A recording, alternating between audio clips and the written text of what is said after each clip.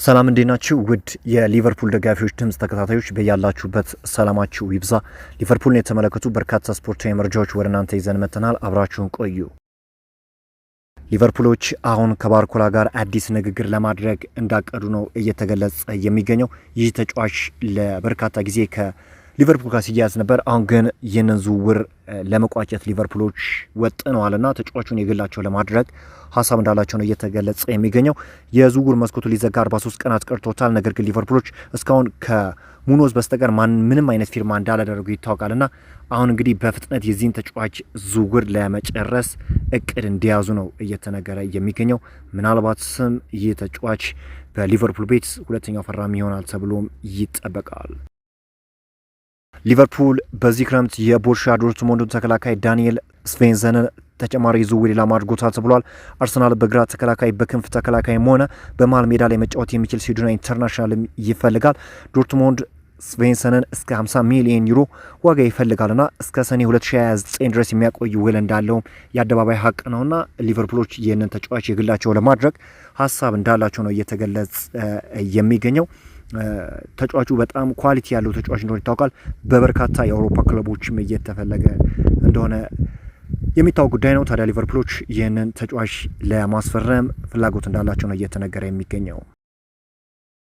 በረጅም ጊዜ ጉዳት በማገገም ላይ የሚገኙት ሁጎ ኤኪቲኬ፣ ጆቫኒ ሊዮንና ኮነር ብራድሊ ከቡድኑ ጋር ወደ ዩናይትድ ስቴትስ በማቅናት ሕክምናቸውና ማገገሚያቸውን እዚያ የሚቀጥሉ ይሆናል። በተለይም የእነዚህ ተጫዋቾች ጉዳት ማስተናገድ ነው ሊቨርፑል አሁን ላለበት በተለይም ባለፈው የውድድር ዓመት ጥሩ የሆነ ጊዜ እንዳያሳልፍ ያደረጉትና በቀጣይ የውድድር ዓመት እንግዲህ የተሻለውን ነገር ያስመለክቱናል ተብሎም ይጠበቃል። ከዛ ውጪ የቀድሞ የሊቨርፑል አሰልጣኝ የሆነው የርገን ክሎፕ በሚቀጥለው ሳምንት የጀርመን አሰልጣኝነት በመሆን የ4 ዓመቱን ለመፈረም ተዘጋጅቷል ተብሏል። ዳግም እንግዲህ የአሰልጣኝ ወደ አሰልጣኝነት መንበሩ ይመለሳል ተብሎ ይጠበቃል። በጀርመንስ ምን አይነት ጊዜን ያሳልፋል? በሊቨርፑል ቤት እንግዲህ ሊቨርፑል በድጋሚ ከ30 ዓመት በኋላ የፕሪሚየር ሊጉን ዋንጫ ከፍ አድርጎ እንዲስም ያደረገው አሰልጣኝ እንደሆነ ይታወቃልና ለጀርመንስ ምን ይሰራል የሚለው ነገር ሁላችን እንመለከታለን። አሰልጣኙ በጣም ልዩ የሆኑ ኳሊቲዎች እንዳሉት እናውቃለን። በሊቨርፑል ቤትም አስገራሚ ነገር ሊቨርፑል ዳግም አስፈሪነቱን እንዲገነባ ያደርገው አሰልጣኝ እንደሆነ ይታወቃል። የጀርመንን አስፈሪነት ይመልሰዋል የሚለው የብዙዎች ጥያቄ ነው።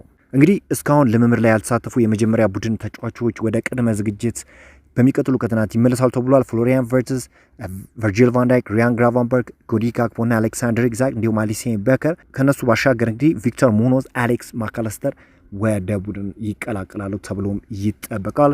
በሊቨርፑል ቤት እንግዲህ በተለይ የቅድመ የውድድር ዘመን በጣም ወሳኝ እንደሆነ እየተነገረ ይታወቃልና ጠንከር ያለ የቅድመ ውድድር ዝግጅት ያደርጋሉ ተብሎም ይጠበቃል። አለን ሽረር ሊቨርፑል የመሐመድ ሳላህን ለመተካት ሪያንን የማስፈረም ስላለው ጠቀሜታ ሀሳቡን ሰጥቷል። ያ ትልቅ ነገር ይሆናል። ሳላህን መተካት አለባቸው አይደል? ስለዚህ ሪያን ባለፈው ዓመት ከኢራዮላ ጋር ሰርቷል። እናም በግልጽ ታላላቅ ነገሮችን እየሰራ ነው።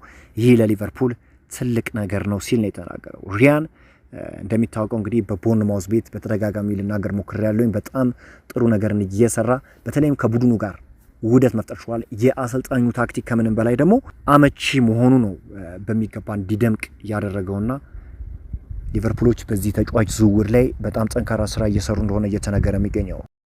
ቤሺክታሽ ለግብፃዊ ኮከብ መሐመድ ሳላህ አስደናቂ ውል ስምምነት ለማድረግ ተቃርቧል ተብሏል። የ1 ዓመት ኮንትራት የማራዘም አማራጭ ያለው 12 ሚሊዮን ዩሮና ተጨማሪ ጉርሻዎች ያሉ ስምምነት ላይ ተደርሷል ተብሏል። ይህም ውል እንግዲህ በቱርክ ሊግ በጣም ትልቁ ውል ይሆናል ተብሎ ይጠበቃል። ሊቨርፑሎች በዚህ ክረምት አዳም ዋርተንን ቅድሚያ የሚሰጡት ጉዳይ አድርገውታል። ለዚህም እንግዲህ ከአስቶን ቪላ በተለይም የጃኦ ጎሜዝ ዝውውር ሃይጃክ እንደተደረገባቸው ይታወቃል። በአስቶን ቪላና በተጫዋቹ ላይ ፍላጎት ነበራቸው። ነገር ግን በአዳም ዋርተን ላይ ያላቸው ፍላጎት ላቅ ያለ መሆኑ ሊቨርፑሎች የዚህን ተጫዋች ዝውውር ቶሎ እንዲጨርሱት አድርጓቸዋልና በክረምቱ የዝውውር ይህንን ተጫዋች ለማስፈረም እንቅስቃሴ እንዲያደርጉ አድርጓቸዋልና በክረምቱ የዝውውር መስኮት ከመቼውም ጊዜ በላይ እንግዲህ ሊቨርፑሎች የሚመጡት ጊዜያት እንቅስቃሴ ያደርጋሉ ተብሎ ነው የሚጠበቀው። ምክንያቱም ብዙ መድፈን ያሉባቸው ቦታዎች አሉ በመሀል ክፍል ላይ እንዲሁም በክንፍ ቦታ ላይ ሊቨርፑሎች ጠንካራ ስራን እየሰሩ ይገኛሉ።